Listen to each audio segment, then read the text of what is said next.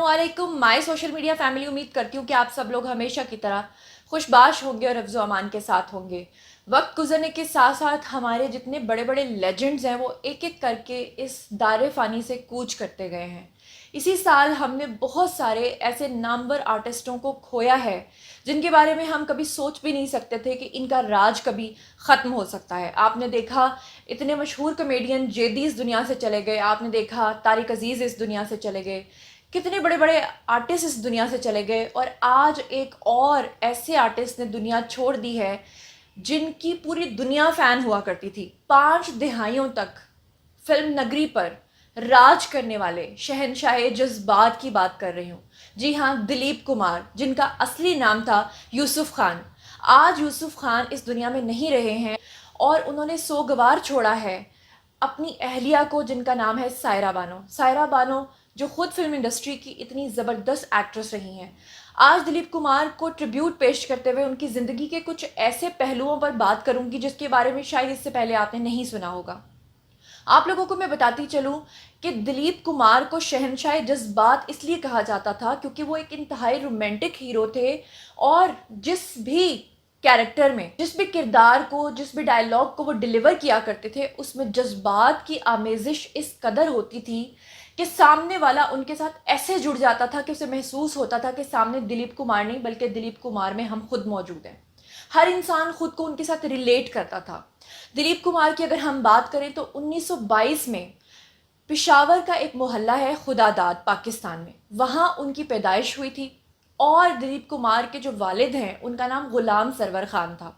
गुलाम server Khan के पूरे 1 दर्जन यानी कि 12 बच्चे थे और उनमें से क्या आप जानते हैं कि दिलीप कुमार का कितनवा नंबर था? दिलीप कुमार इन 12 बच्चों में से चौथे नंबर पर आते थे और बेहद हसीन थे क्योंकि पठान भी थे। और मज़ीद अगर मैं आपको बताती चलूँ कि चौथे नंबर पे पैदा होने वाला ये बच्चा, जिसके वालिद आपको पता है क्या कारोबार किया करते थे? इनके वालिद फलों का कारोबार किया करते थे। इसके बाद जब दिलीप कुमार की उम्र अभी सिर्फ 6 साल थी, उस वक्त दिलीप कुमार के वालिद ने यह फैसला किया था कि कारोबार के सिलसिले में पेशावर से वो मूव कर जाएंगे बॉम्बे। और यहाँ मैं आपको बताती चलूँ, बॉम्बे यानी जिसको मुंबई भी कहते हैं, वहाँ पर इनके वालिद उस वक्त गए थे और उस वक्त जाकर शिफ्ट हुए थे जब अभी इंडिया पाकिस्तान नहीं बना था।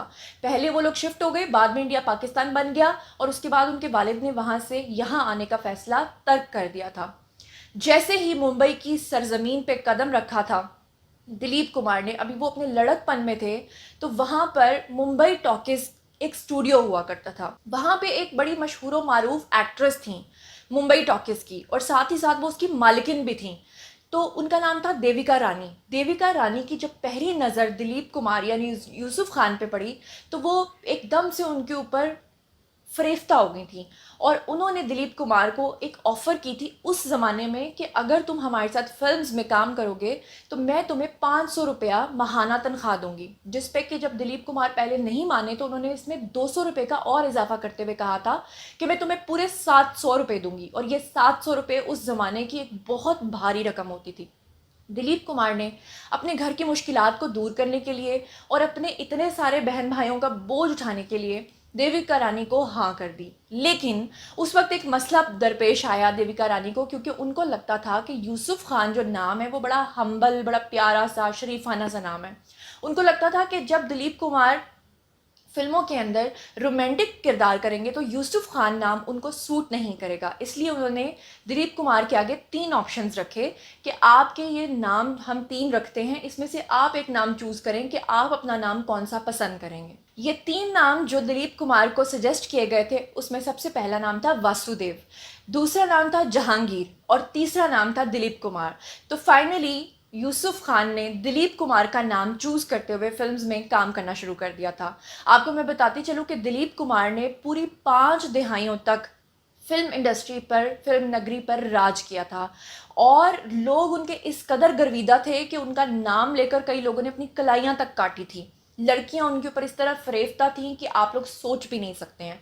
65 से जायद उन्होंने फिल्मों में काम किया था। 1940 से लेकर 1960 तक जो दिलीप कुमार हैं उनका पीक टाइम था। उन्होंने उसमें जितनी भी फ़िल्म्स की थी वो फ़िल्म्स इस कदर सुपर हिट हुई थी कि एक के बाद एक फ़िल्म उनकी हिट पर हिट होती चली जा रही थी। और उस वक्त फिल्म नगरी के सबसे डिमांडिंग एक्टर थे यूसुफ खान यानी कि दिलीप कुमार। अगर उनकी फ़िल्म्स के बारे में मैं आपको बताऊं तो मैंने लिख रखा है। अगर हम दिलीप कुमार की सबसे हिट फिल्मों की बात करें, क्योंकि वैसे तो उन्होंने बहुत सारी हिट फिल्म्स दी थी, लेकिन चंद एक चीदा चीदा मैंने इसमें लिखी हैं, जिसमें मिलन है, जुगनू है, नदिया के पार है, बाबुल है, आरजू है, देवदास उनकी फिल्म आपको पता है कि किस कदर हिट हुई थी।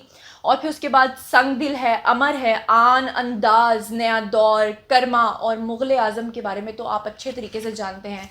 मुगल आजम की बात मैं अगर आप लोगों से करूं तो 1960 में मुगल आजम बनकर तैयार होकर रिलीज़ हुई थी। इस फिल्म ने पूरी भारतीय इंडस्ट्री को छोड़कर पूरी दुनिया की इंडस्ट्री पे ऐसा लोगों पर असर छोड़ा था कि ये फिल्म 1960 से लेकर 2008 तक छाई रही और नंबर 1 रही।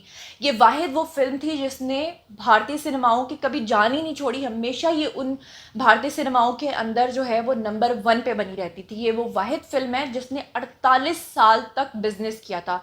ये वो वाहिद फिल्म है जिसने इतना ज़्यादा रेवेन्यू कमाया था कि जिसके बारे में कभी कोई सोच भी नहीं सकता। शहजादा सलीम के कैरेक्टर ने देवदास को बिल्कुल अमर कर दिया था। इसी फिल्म से आप लोग जानते हैं कि मधुबाला जो शहजादा सलीम पर इस कदर फरेफ्ता हो चुकी थी कि इन दोनों के इश्क के चर्चे पूरी दुनिया में फैल चुके थे।